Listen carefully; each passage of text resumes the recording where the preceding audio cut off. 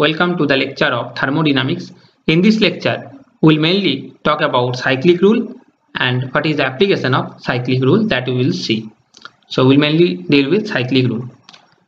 Now suppose z is a function and z is a function of x and y. Okay, z is a function of x and y. Then the complete differentiation of z, that means dz, we can write, we have seen this in earlier previous lectures also, that dz, the complete differentiation of z, we can write it as del z del x at constant y into dx plus del z del y at constant x into dy. This is the equation of complete differentiation of z. Suppose this is equation 1. Okay, this is equation 1. Now suppose change is occurring, there is a change and change is occurring at constant z. That means in the process the z is remaining constant. So z is constant. Fine. Now if z is constant, then you can write dz is equal to 0. Fine. So if z is constant, then dz is equal to 0. Now we have earlier talked about that if we introduce a constant, in the equation of complete differentiation, then the complete differentiation converts to partial differentiation, and partial differentiation does not change and independent variables also does not change. This we know from our previous lecture. That means there is a change is occurring, there is a change and change is occurring at constant z. That means dz is equal to 0. That means dz is equal to 0. That means in equation 1, in the left side there is 0, and if we introduce a constant in the equation of complete differentiation, then the partial differentiation does not change. That means del z del x at constant y will remain as it is. Now the dx will become del x. This we know from our previous lectures. Del x at constant z, fine, plus del z del y at constant x, and there is dy. So dy will become del y at constant z. Okay. So 0 equal to del z del x at constant y into del x z plus del z del y at constant x into del y z. Fine. Okay. So if you rearrange the equation, then what you will get? You will get del z del x at constant y into del x z is equal to minus del z del y at constant x into del y z. This will get. Okay. Now if you bring del y in this side, then what you will get? Del z del x at constant y into del x del y at constant z. So I am bringing this del y in this side. Okay, equal to minus del z del y at constant x. Fine. Now you also bring this one in this side.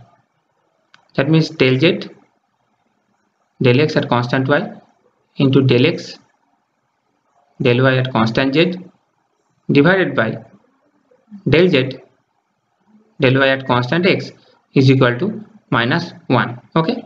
Now from the reciprocal relationship, you know that if you write 1 by del z del y at constant x is equal to del y del z at constant x.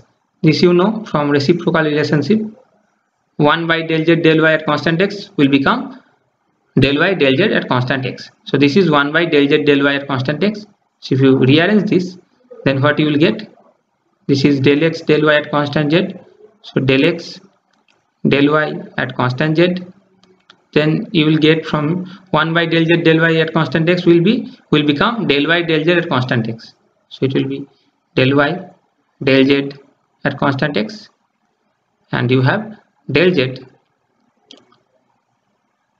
del x at constant y is equal to minus 1. So this is what we call as cyclic rule. This is what we call as cyclic rule. So if you put this simply, then suppose there is a process, a cyclic process, and this is x, y and z, and x, y, z are three interdependent variables, and the process is going from x to y to z, that means clockwise. Then you can write del x del y at constant z, del x del y at constant z, so x, y, then z, then del y del z at constant x, del y del z at constant x, then you have del z del x at constant y. So del z del x at constant y is equal to -1. So this is the cyclic rule. Now we have also seen how this cyclic rule comes. So in short, you can remember like this: this x, y, z are three interdependent variables, and suppose the process is going like this in clockwise fashion from x to y to z, then you can write like this: del x del y at constant z, del y del z at constant x, then del z del x at constant y is equal to -1. This is the cyclic rule. So, and I have said x, y, z are interdependent variable. That means what you can write, what is cyclic rule is all about. Cyclic rule is nothing but the relation between what? The relation between the parts. These are what? These are partial derivatives. Cyclic rule is the relation between the partial derivative of three interdependent variables. Okay, so what is cyclic rule?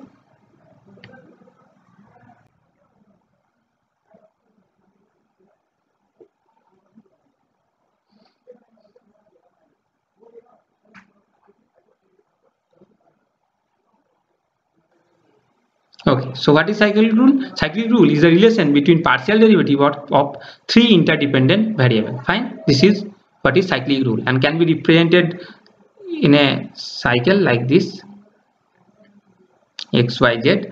Now it does not mean that you have to only consider the clockwise fashion. If you also consider like in anti-clockwise fashion like this, then you have to write like this: del x del z at constant y.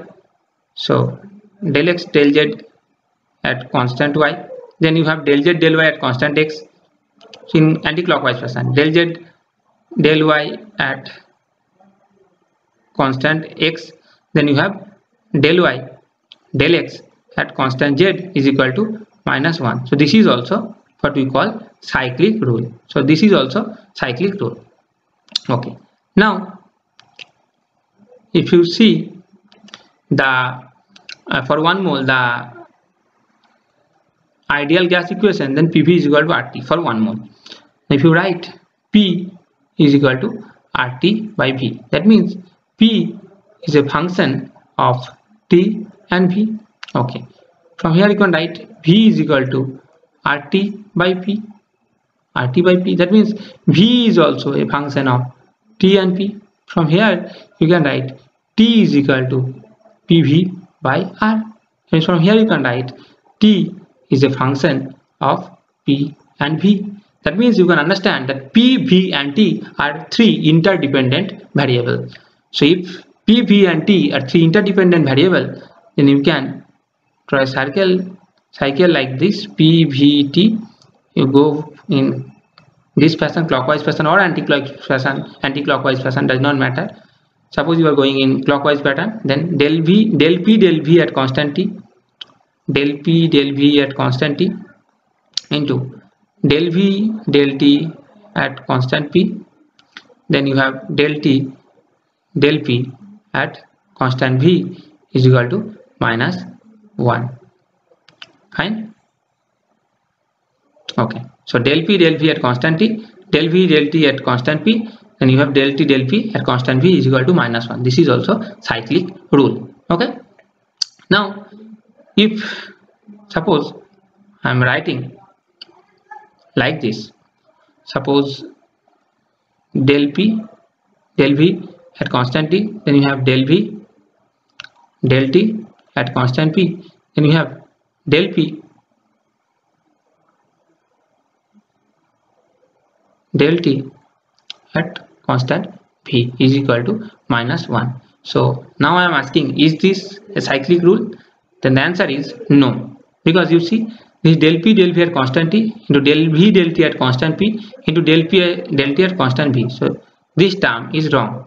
If this was cyclic rule, then the term would have been, as it is PVT, then VTP. So if you draw a circle like this, PVT, so you are going like this clockwise fashion, PVT, then you have VTP, then the last term will be del T del P at constant V is equal to -1. That means the correct cyclic rule will be del T at constant P, del T at constant P into del T del P at constant V is equal to -1. This is the correct cyclic rule. Now the question is how to understand that what is the correct cyclic rule. Now you see, in this equation of cyclic rule, what you have three quantity. One is, suppose you take this, you'll understand what are the three quantity. You have del V of P at constant T. Fine, this is this. So del V, this thing is the operator. Fine, this is the operator. This P is function and T is what? Constant. T is constant.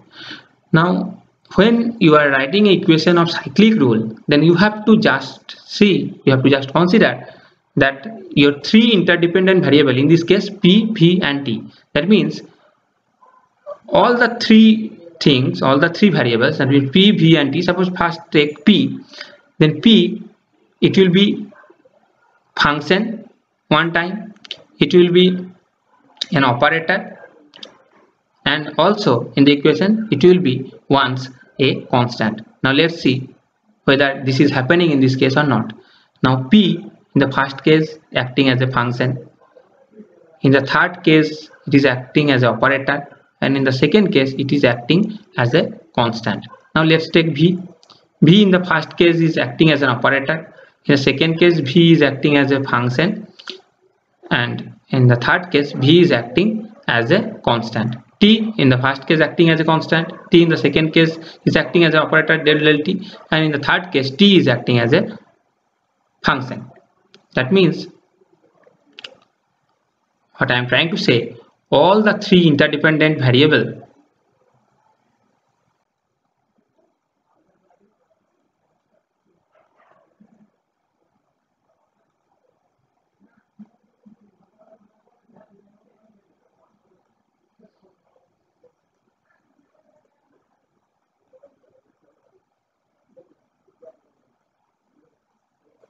that means all the three interdependent variable, that means P, V and T, whatever it is, X, Y, Z, P, V, T, the three interdependent variable must be, once it must be a function, the other time it will be an operator, and in other case it must be a constant. This you have to check.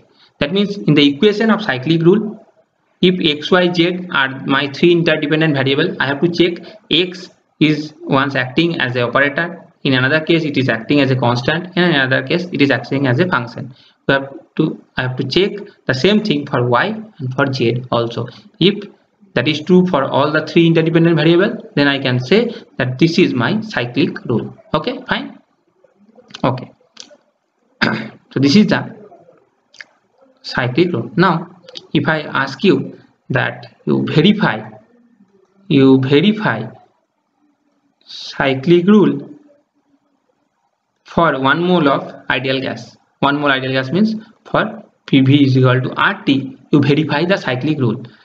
So as I have to verify the cyclic rule, so first I have to write the cyclic rule. So this is PVT. If you write in clockwise fashion, then it is del V at constant T into del V del T at constant P into del T del P at constant V is equal to -1. This I have to verify whether this is true for 1 mole of ideal gas or not. Now I have the equation PV is equal to RT. Fine.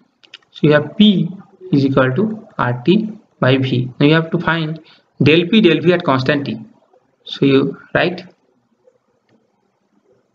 del V del P del V at constant T.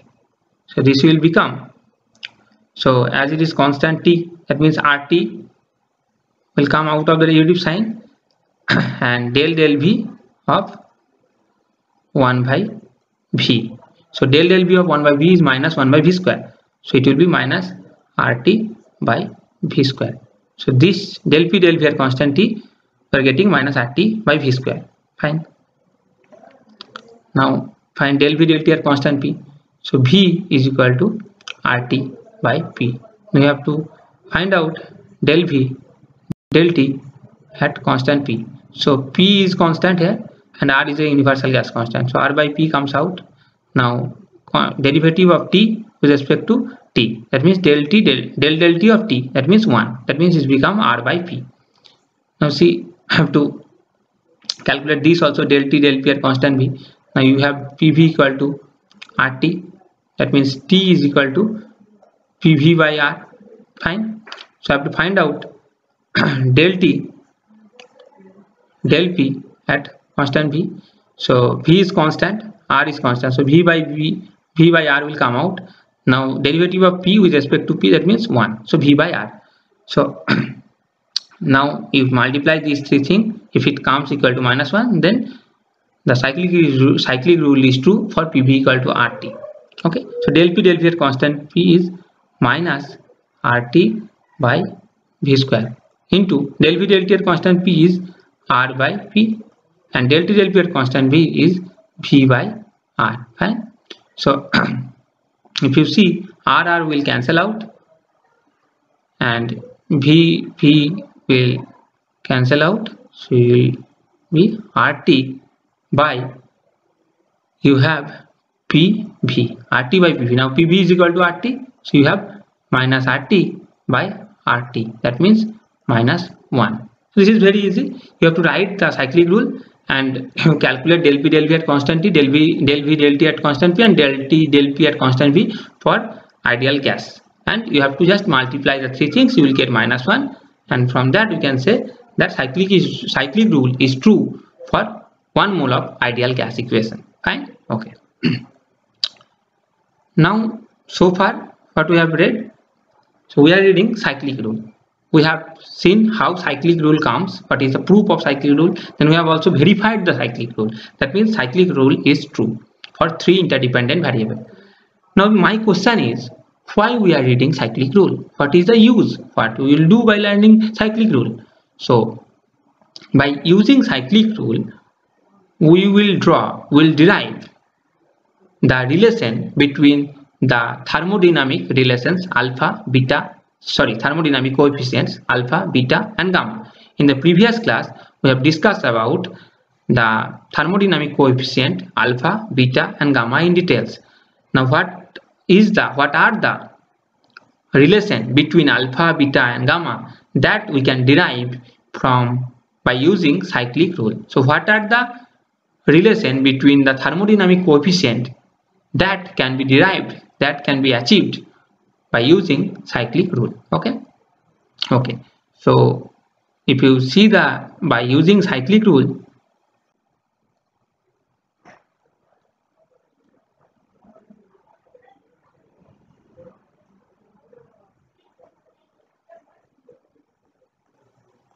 that means by using cyclic rule we can derive relation between the thermodynamic coefficient alpha, beta and gamma. Fine. Okay. So let's see how we can use cyclic rule to find out the relation between alpha, beta and gamma. Okay. Now let's see. Suppose first we'll check what is alpha by beta. Okay. First we'll check what is alpha by beta. Now in the previous lectures we have discussed about alpha, beta and gamma. So alpha expression is 1 by V del T at constant P. Fine. And beta you have minus 1 by V del P at constant T. Fine. Okay. Now if you do alpha by beta, then it will become 1 by v del v del t at constant p by minus 1 by v del v del p at constant t. Okay, so 1 by v will cancel out. If you use the reciprocal relationship, then del v del t at constant p will remain as it is, and 1 by del v del p at constant t will become del p del v at constant t. So del v at constant t, alpha by beta. Okay. Now what we will do, we will use the cyclic rule. Okay, so there is a minus sign. There is a minus sign here. Now we will use the cyclic rule. You use the cyclic rule here. So this is v, t, and p. These are three interdependent variables. You can use the cyclic rule. So if you use the cyclic rule here, then what you will get? You will get del v del t at constant p, del v del t at constant p, then del t del p at constant v, and you have del t del p at constant v, then you have del p del v at constant t is equal to minus 1. Fine. Then alpha by beta is equal to del v del t at constant p. So this is del v del t at constant p into del p del v at constant t. Okay, so from here you can write that, you write minus in this side, then del v del t at constant p into del p del v at constant t is equal to 1 by del t del p at constant v. This you can write. Okay, so this you can write. So minus del v del t at constant p into del p del v at constant t equal to 1 by del t del p into v. So 1 by del t del p at constant v will become del p del t at constant v. Now alpha by beta is equal to minus of this. The minus of this is here.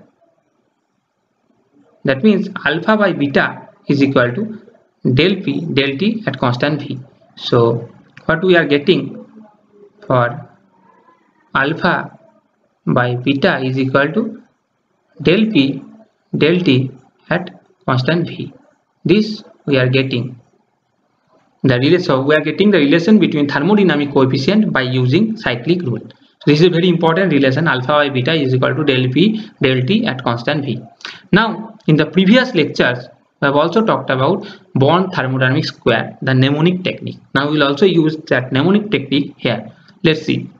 So if you recall the mnemonic technique of Born thermodynamic square, then this is Satya Prakash, very tired, hey God, hey you. So arrow is from S to T and from P to V. So you have del P del T at constant P. So P T and this is V. So arrow will go from P to T. That means the arrow will go from S to V. Now you have del P del T at constant V. So this we have discussed in our previous lectures of Born thermodynamic square. So you will get del S del V. So this will become del S del V at constant T. This will get. Now sign will be determined by the numerator. So with respect to P, the arrow is going away. So this is positive, and with respect to S, arrow is also going away. That means this is positive. So alpha by beta is equal to del P del T at constant V. But by using Born thermodynamic square, we are getting that del P del T at constant V is equal to del S del V at constant T. That means alpha by beta is equal to del P del T at constant V. So this you are getting. That means from here what you can, so instead of this you put del S del V at constant T. Okay, so alpha by beta equal to del S del V at constant T. That means what you can write is that del S is equal to alpha by beta into del V at constant T. That means isothermal condition.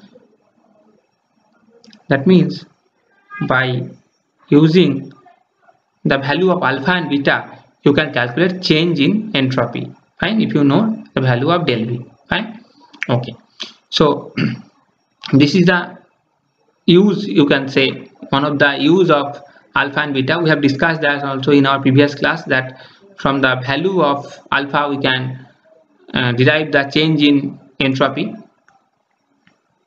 Okay, so fine. Now another relation we will see. Now you know alpha by beta is equal to del p del t at constant v. This you know. Now another thermodynamic coefficient is gamma.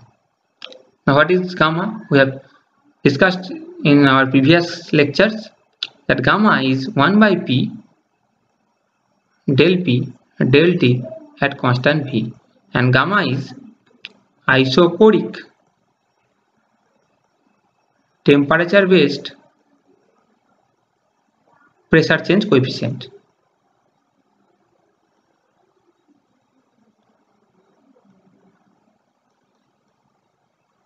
Okay, so gamma is isochoric temperature based pressure change coefficient, and the expression is 1 by p del t at constant v.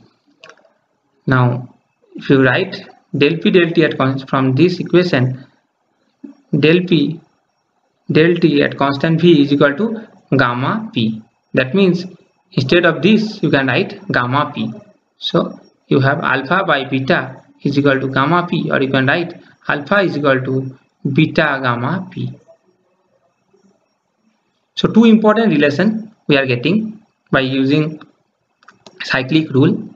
One is alpha by beta is equal to del t at constant v.